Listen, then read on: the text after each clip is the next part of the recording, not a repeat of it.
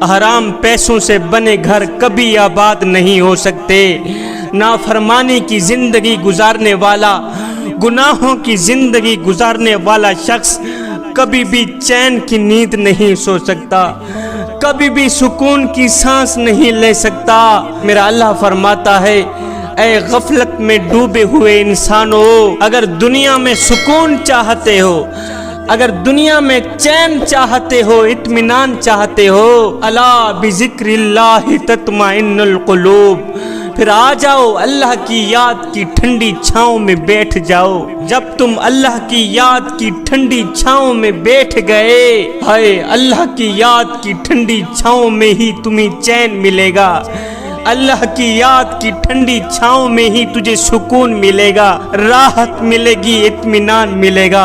میرا اللہ فرماتا ہے، من اعرض عن ذکری فإن له معیشۃ ضنکا، فرمایا جو میری یاد سے منہ موڑ لے گا، جو میری یاد سے اپنا رخ پھیر لے گا تو میں اس کے سینے کو بند کر کے رکھ دوں گا۔ جو میری یاد سے منہ موڑ لے گا میں اس کے سینے میں گھٹن سی پیدا کر دوں گا۔ جب تمہارے سینے میں گھٹن سی پیدا ہو گئی تو پھر یاد رکھنا، پھر کوئی صورت، کوئی مورت، کوئی روپ، کوئی جان بھی تمہارا دل ہرگز نہیں بہلا سکے گی۔ اس گھٹن کو، اس سینے میں لگی ہوئی آگ کو جو چیز بجھا سکتی ہے وہ صرف اور صرف اللہ کی اطاعت کا ٹھنڈا پانی ہے، اللہ کی فرما برداری کا ٹھنڈا پانی ہے، اللہ کے عشق کا، اللہ کی محبت کا ٹھنڈا پانی ہے جو اس آگ کو بجھا سکتا ہے، جو اس گھٹن کو بجھا سکتا ہے۔ اس کے علاوہ اور کوئی چیز نہیں ہے جو اس گھٹن کو بجھا سکے۔ جوانوں، ہر نافرمان شخص کے سینے میں ایک آگ بھڑکا دی جاتی ہے، ہر گنہگار شخص کے سینے میں ایک آگ بھڑکا دی جاتی ہے، ہر شرابی شخص کے سینے میں، ہر زانی شخص کے سینے میں ایک گھٹن سی آگ بھڑکا دی جاتی ہے۔ یہ اللہ کا نافرمان شخص، یہ گنہگار شرابی زانی اس آگ میں جلتا جلتا سلگتا سلگتا بے نشان ہو کر مر جاتا ہے، یہاں تک کہ اس کا نام و نشان بھی نہیں رہتا۔ جوانوں، اس سے پہلے واپس آ جاؤ، واپس لوٹ آؤ، اس سے پہلے کہ زندگی کی شام ہو جائے۔ زندگی کی شام آنے سے پہلے پہلے اللہ کے ساتھ اپنا معاملہ درست کر لو۔ جوانوں، نافرمانی میں تباہی کے سوا کچھ نہیں ہے، اللہ کی نافرمانی میں ہلاکت کے سوا کچھ نہیں ہے، آگ کے سوا کچھ نہیں ہے، گھٹن کے سوا کچھ نہیں ہے، اللہ کی نافرمانی میں بے چینی کے سوا کچھ نہیں ہے، اور سنو، اللہ کی فرما برداری میں کامیابی کے سوا کچھ نہیں ہے۔ میرا اللہ فرماتا ہے، اے بندے بتا تو صحیح، کیا میں نے تجھے بیکار پیدا کیا ہے؟ اور نادان، میں نے تجھے حضرت انسان بنا کر دنیا میں بھیجا تھا، حضرت کا لقب دیا تھا، اشرف المخلوقات پیدا کیا تھا، میں نے تجھے حضرت انسان بنا کر دنیا میں بھیجا تھا، اور تو کیڑوں سے بھی بدتر نکلا۔ میں نے تجھے کہا تھا اپنے دل میں دنیا کی محبت نہ آنے دینا، اپنے دل میں شیطان کو نہ بٹھائے رکھنا، اگر یہاں دنیا کی محبت آئے گی تو میری محبت نکل جائے گی۔ اے تو نے میری محبت کو نکال دیا، میرے رسول کی محبت کو نکال دیا، اور دنیا کی محبت کو تو نے یہاں سما دیا، اور تجھ سے بڑا نادان بھلا اور کون ہو سکتا ہے؟ اللہ فرماتا ہے، بندو مجھے ایک بات تو بتاؤ، کیا موت کے بعد تمہیں کوئی نہیں پوچھے گا؟ کیا قبر میں جانے کے بعد، مٹی میں جانے کے بعد، کیڑوں کی غذا بننے کے بعد تمہیں کوئی نہیں پوچھے گا؟ اب اس سوال کا کسی کے پاس کوئی جواب نہیں ہے، کوئی جواب نہیں ہے۔ پھر اس سوال کا میرا اللہ خود جواب دیتا ہے، فرماتا ہے، وَمَا خَلَقْتُ الْجِنَّ وَالْإِنسَ إِلَّا لِيَعْبُدُونَ، فرمایا میں نے تمہیں پیدا کیا ہے اور دیکھنا چاہتا ہوں کہ تم میرے بن کے چلتے ہو یا کسی اور کے بن کے چلتے ہو، تم میرے بن کے چلتے ہو یا دنیا کے بن کے چلتے ہو، تم میرے بن کے چلتے ہو یا شیطان کے بن کے چلتے ہو۔ اے گناہوں پہ گناہ کرنے والو، شراب پینے والوں، زنا کرنے والوں، حلال و حرام کی تمیز کیے بغیر خود اور اپنے بچوں کو کھلانے والوں، یہ مت سمجھنا کہ تمہارا رب سو گیا ہے، یہ مت سمجھنا کہ تمہارا رب سو گیا ہے۔ نہیں نہیں میاں، تمہارا رب تمہاری کرتوتوں سے باخبر ہے، تمہارا رب تمہاری کرتوتوں سے واقف ہے۔ یہ نہ سمجھنا کہ تمہارا رب کمزور ہو گیا ہے، سو گیا ہے۔ یہ ہرگز نہ سمجھنا کہ آبادی کی کثرت کی وجہ سے تمہارا رب گنتی نہیں کر سکے گا۔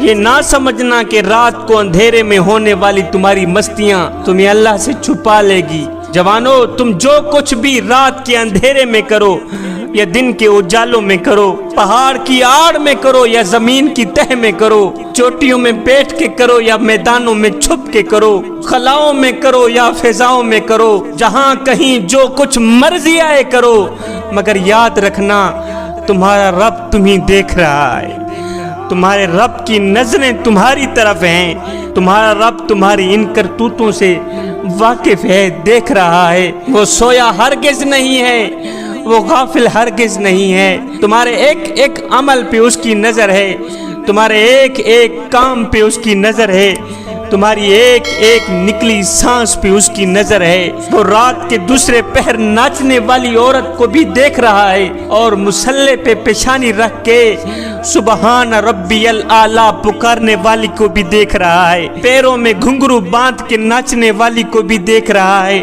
اور سجدوں پہ پیشانی رکھ کے رونے والی کو بھی دیکھ رہا ہے۔ دنیا والوں، تمہاری نظر چہروں پر پڑتی ہے، مگر میرے رب کی نظر بندے کے دل پر پڑتی ہے۔ حضرت حسن بصری کی ایک مریدنی تھی، اس کا ایک بیٹا تھا جو بہت ہی گنہگار تھا، بدکار تھا، سیاہکار تھا، شرابی تھا، زانی تھا۔ دنیا میں کوئی ایسا گناہ نہیں تھا جو اس نے نہ کیا ہو۔ ساری زندگی اس نے غفلت میں گزار دی، ساری زندگی وہ اپنے کریم رب کو ایک سجدہ بھی نہ کر سکا۔ آئے زندگی کا سورج ڈھل گیا، زندگی اوکھی سوکھی گزر گئی۔ جب زندگی کی آخری سانسیں آئی، یہ نوجوان بیمار ہو گیا، اتنا بیمار ہوا کہ موت کے سائے منڈلانے لگے۔ پکا یقین ہو گیا کہ اب میں نہیں بچ سکتا۔ وہ دیکھو موت کا فرشتہ نظر آ رہا ہے۔ اسے بھی پتا تھا کہ میں کتنا گنہگار ہوں، کتنا بدکار ہوں، کتنا سیاہکار ہوں۔ اس نے اپنی بڑی ماں کو کہا، ماں میں نے ساری زندگی غفلت میں گزار دی ہے، ساری زندگی غفلت میں ڈوبتے ہوئے برباد کر دی ہے۔ اب میری موت کا وقت قریب آ گیا ہے۔ ایک کام تو کر، جا اپنے پیر حضرت حسن بصری کے پاس، اسے جا کے کہے کہ میرا بیٹا مرنے سے پہلے آخر میں اپنی ایک چھوٹی سی خواہش آپ کی بارگاہ میں رکھ کے گیا ہے۔ وہ یہ ہے کہ میرا بیٹا چاہتا ہے کہ میرے مرنے کے بعد آپ ہی آئیں گے، میرا جنازہ پڑھائیں گے۔ اما جی، جب حضرت حسن بصری جنازہ پڑھانے آئیں گے تو یہ بھی ظاہر ہے کہ اس کے ساتھ اس کے مریدین و معتقدین بھی آئیں گے، اور باقی نہیں 2-4 بندے اکٹھے تو ہو جائیں گے۔ نہیں تو میں گنہگار ہوں، بدکار ہوں، سیاہکار ہوں، اگر میں ایسے ہی مر گیا تو کوئی بھی میرا جنازہ پڑھنے نہیں آئے گا۔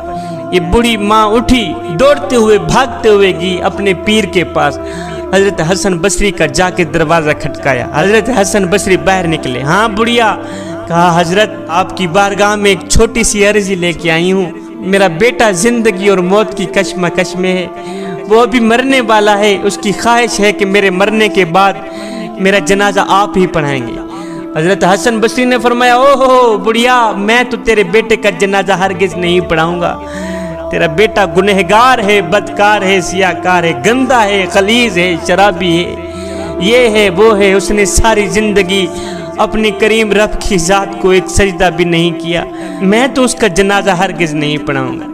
یہ سنتے ہی بڑھیا روتی ہوئی چیختی ہوئی واپس اپنے گھر میں آئی۔ دیکھا بیٹا زندگی اور موت کی کشمکش میں ہے۔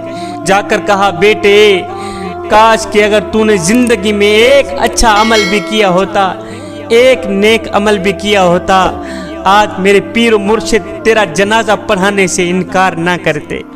بیٹے تو نے ساری زندگی اللہ کی نافرمانی میں گزار دی۔ مرشد کے جنازہ نہ پڑھانے کی خبر سن کر یہ گنہگار شخص مرتے ہوئے بولا، کہا ماں مجھے ایک بات تو بتا. کہا جی بیٹے میں قربان تیری جوانی پر. کہا ماں مثال کے طور پر میرے مرنے کے بعد اگر اللہ تعالیٰ تجھے ایک پل کے لیے مہلت دے بھی دے کہ اے گنہگار کی ماں اگر تو چاہے اپنے بیٹے کو جنت میں بھیج دے اور اگر تو چاہے اپنے بیٹے کو جہنم میں ڈال دے تو کیا پسند کرے گی. ماں رو کر کہنے لگی بیٹے اگر اللہ مجھے ایک پل کے لیے بھی مہلت دے دے میں تو فوراً ہی جنت کے دروازے کھول کر تجھے جنت میں ڈال دوں گی, فوراً ہی تجھے جنت میں بھیج دوں گی. یہ سن کر بیٹا روتے ہوئے بولا ماں تو ایک ماں جتنا پیار کرتی ہے, تو ایک ماں جتنی محبت کرتی ہے مجھے جہنم میں ڈالنا گوارا نہیں کرتی, اور جو خدا جو رب مجھ سے 70 ماؤں سے بھی زیادہ محبت کرنے والا ہے وہ مجھے جہنم میں کیسے ڈال سکتا ہے. یہ کہتے ہی اس شخص کی روح پرواز کر گئی. ادھر سے حضرت حسن بصری سوئے ہوئے تھے.